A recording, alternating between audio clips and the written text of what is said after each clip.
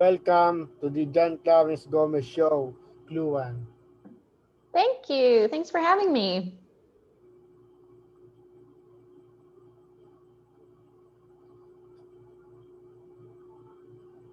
Here's the question. How do you become an actor? Well, I think it's really different for different people. I went to university. I did a 3-year degree, a BA in acting.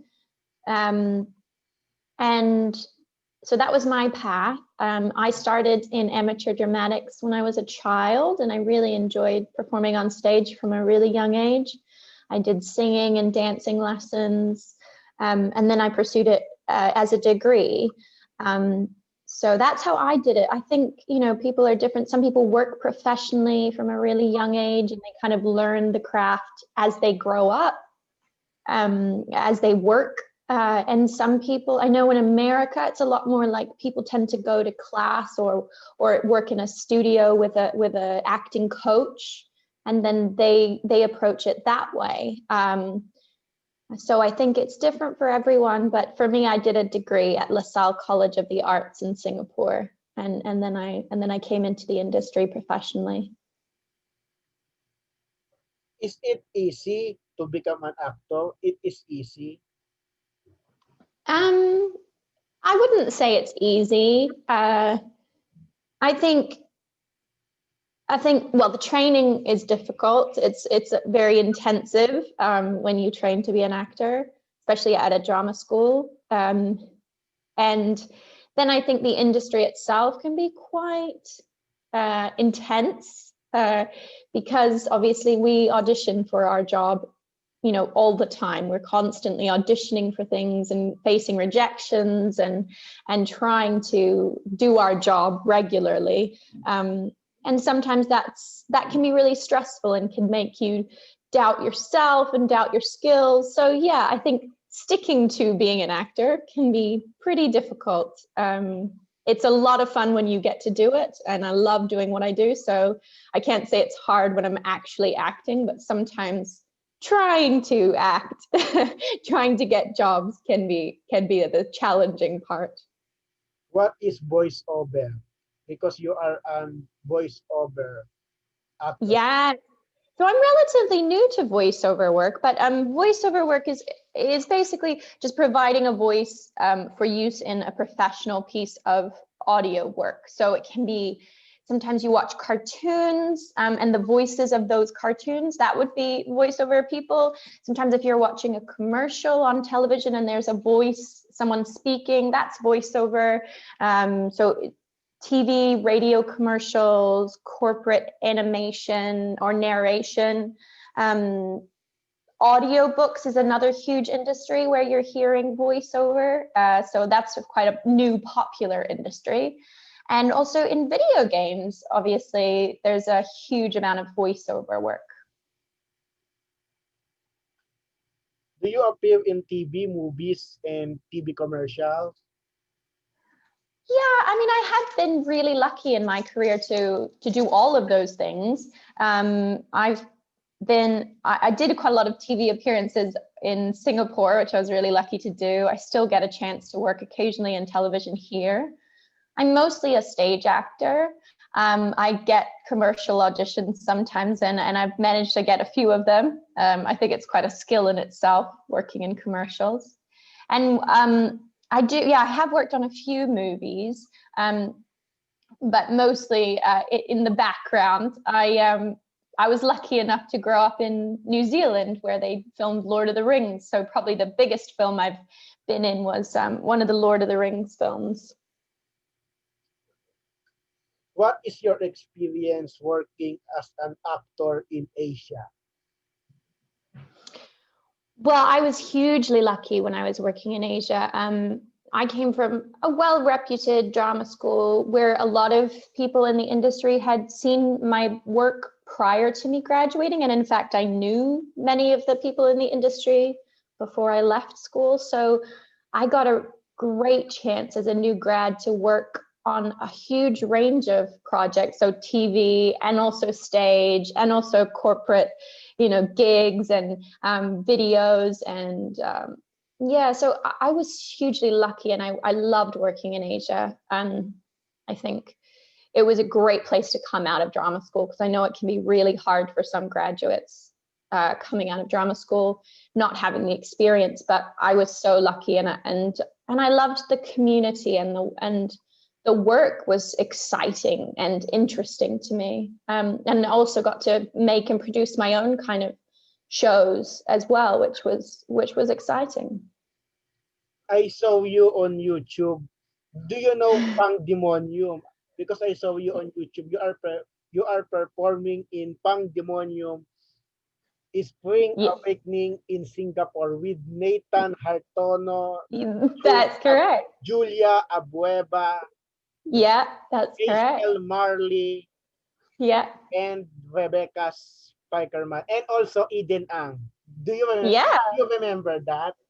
I do remember that. It was a lovely experience. Pangdemonium is a wonderful company. And I believe that was quite a few years ago now, but it's still a really happy memory for me. I loved that show. Did you see the show? No, I don't No. visit Singapore in my life. I don't visit. Oh, okay. I only saw that on YouTube. It was a really fun show to work on, and as you mentioned, such a lovely, talented cast who've gone on to do really wonderful things. And there is a Filipino cast, Julia Abueva. Yes, who is wonderful, and yes, she is a Filipino. yeah. Well, she was, I think, only 16 or something when she did that show, but just already such a huge talent. And I think she's gone on to, I think she's in the States now. I know she was in the UK for a while, doing Miss Saigon, and then Miss Saigon in West End. Miss Saigon. Yeah. Yes. Yeah. But now she is in New York now, and she is part of an off-Broadway musical called K-pop. Yes, yeah, I saw that. Yeah, gosh, well, she's a lovely girl as well. So it's always lovely to see nice people do well. And also Nathan Hartono. Nathan Hartono is now a famous Singaporean singer. Yeah. Famous singer. Another nice gentleman. It's always good when people are friendly and nice as well, and super talented. And also Rachel Marley. She is a part of Annie in Australian musical production of Annie in 2000. Yes, yeah. I think Rachel's gone back to Australia now, and she's just recently done a new production that I saw on Facebook. So yeah, it was a lovely cast. We had a really great time on that show. What is the best memory in Asia when you are in Singapore? What is the best memories do you remember? Well, I mean, in terms of working or in terms of my life? Working. Yeah. I mean, I think Spring Awakening probably would have been up there with one of the really good memories, because it was such a fun show to be a part of. I also got a chance to, as I said, help, produce a show with some very dear friends, Rayanne Condi, Karina Sindicic. We sort of produced a show together, and it was Can't Stand Up for Falling Down, and it was Rayanne's a show that she had been looking to do for years, and we did it in a specific site-specific place, and I always love making and producing my own theater, so that was really fun. That was a happy memory of making something ourselves, kind of, smaller, but lots of fun.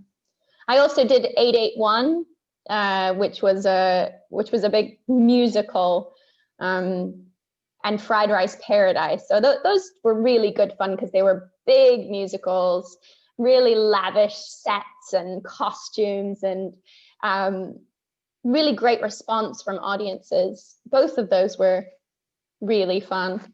I think everything I did over there was great. Worked with Rayanne again on Equus, which was a huge dramatic piece. and got to work with a lot of friends on that. So yeah, I would say all my theater experiences were fantastic over in Singapore.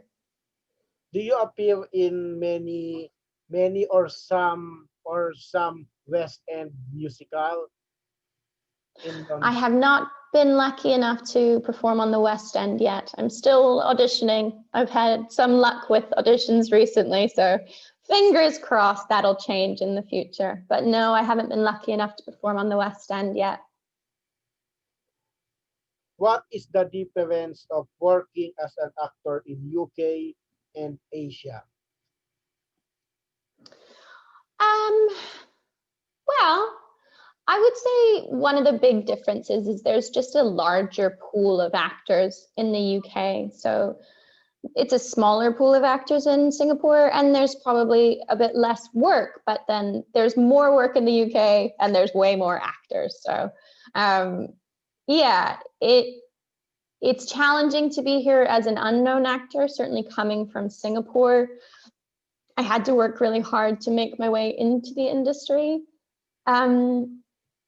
I would say also in Singapore, I was able to work kind of across quite a few different mediums. I worked on stage, I worked in TV, and I was also able to work a bit more broadly, commercials as well. And you could be a musical theater performer and a stage actor.